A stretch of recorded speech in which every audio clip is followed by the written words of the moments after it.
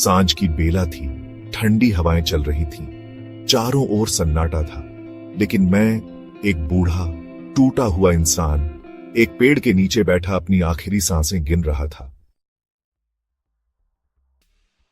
सीने में दर्द उठ रहा था, लेकिन उस दर्द से भी ज्यादा मन में एक कसक थी। एक एक कर जिंदगी के सारे दृश्य मेरी आंखों के सामने से गुजर रहे थे। हर अपमान, हर असफलता, हर तिरस्कार, सब मुझे याद आ रहे थे।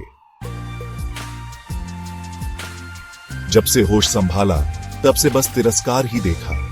जहां गया बेइज्जती मिली, कभी कोई अपनाया नहीं। लेकिन हैरानी की बात यह थी कि इतने सब कुछ सहने के बाद भी मैंने कभी किसी को दोष नहीं दिया। पर आज जब मैं मृत्यु के करीब था, एक सवाल उठा। क्या मेरी असफलताओं के लिए सिर्फ दुनिया जिम्मेदार थी? और वहीं से मेरी आत्मा ने खुद को टटोला। मुझे समझ आया, गलती तो मेरी भी थी। मैं समझ नहीं पाया कि जीते कैसे हैं, सोचते कैसे हैं, बनते कैसे हैं।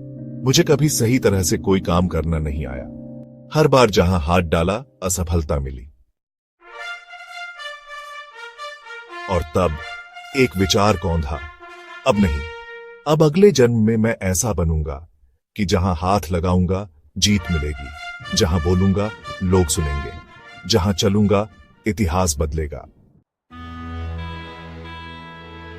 और तभी मेरे भीतर से एक आवाज निकली, अगले जन्म में मैं कृष्ण बनूंगा। मैंने प्रण लिया कि इस बार मैं खुद को बनाऊंगा। कोई भगवान नहीं, मैं अपने कर्म से बनूंगा कृष्ण।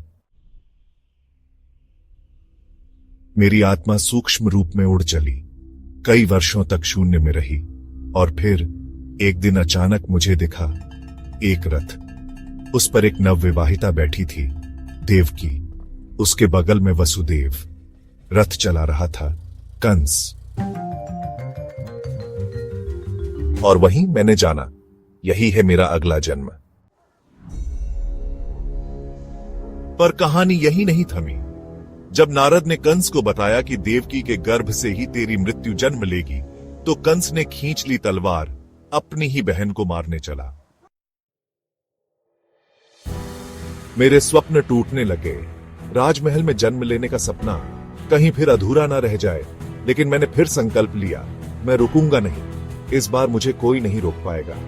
अगर खुद भगवान भी मेरे रास्ते में आए तो उन्हें भी हरा दूंगा। और उसी क्षण से मेरी कहानी शुरू हुई, एक आत्मा की जो हारी जरूर, लेकिन फिर उठी, मैं कृष्ण हो बनने के लिए।